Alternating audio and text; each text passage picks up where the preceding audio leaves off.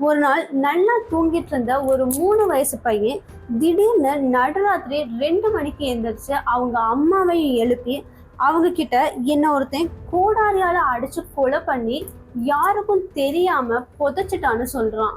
இன்னும் ஒரு படி மேல போய் அவனோட தலையில இருந்த ஒரு தழும்ப காட்டி இங்க அவன் அடிச்சதாலதான் நான் இறந்தேன்னு சொல்றான். ஒரு 3 வயசு குழந்தை இப்படி எல்லாம் சொன்னா நாம என்ன சொல்வோம்? எதையாவது உளராம போய் தூங்கு. எக்ஸாக்டா அந்த பையனோட அம்மாவும் இதே தான் சொல்லியிருக்காங்க.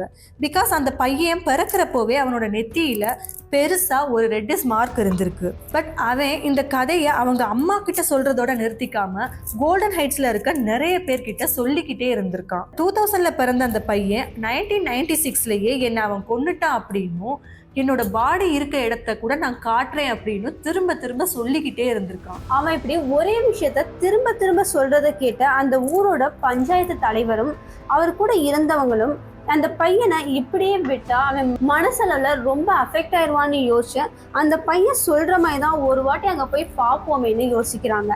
அண்ட் அந்த பையன் சொன்ன மாதிரி சிரியா அண்ட் இஸ்ரேலுக்கு நடுவில் ஒரு பர்டிகுலர் பிளேஸ்ல தோண்டவும் ஆரம்பிக்கிறாங்க. ஒரு பாயிண்ட்டுக்கு மேல அங்க வந்து ஒரு ஃபவுல் ஸ்மெல் வர ஆரம்பிக்குது. அதுல இருந்து கொஞ்ச நேரத்துல அங்க தோண்டிட்டு இருந்தவங்க அந்த குழியில இருந்து எலும்புகளும் மண்டை ஓடும் வர்றதை பார்த்து மிரண்டு போறாங்க. இதுக்கப்புறம் அந்த பையன் உண்மையதான் சொல்றான்னு நம்பின அந்த ஊர் மக்கள் போலீஸ் அங்க வர வச்சு நடந்த விஷயங்களை சொல்றாங்க. தென் போலீஸ் அந்த பையன் கிட்ட விசாரிச்சுட்டு அவனை கிரைம் சீனுக்கு கூட்டிட்டு போறாங்க.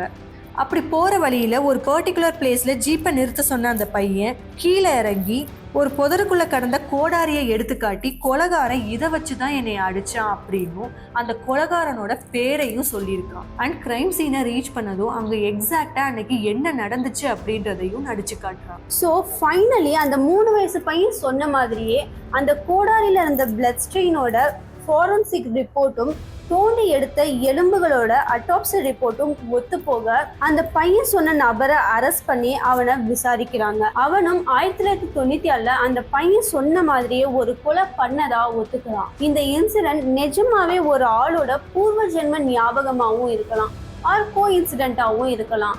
பட் அந்த பையன் சொன்ன மாதிரியே 1996ல கொலை நடந்ததும் உண்மை, அந்த கொலை வெளியே வந்து ப்ரூஃப் ஆனதும் 100% ட்ரூ.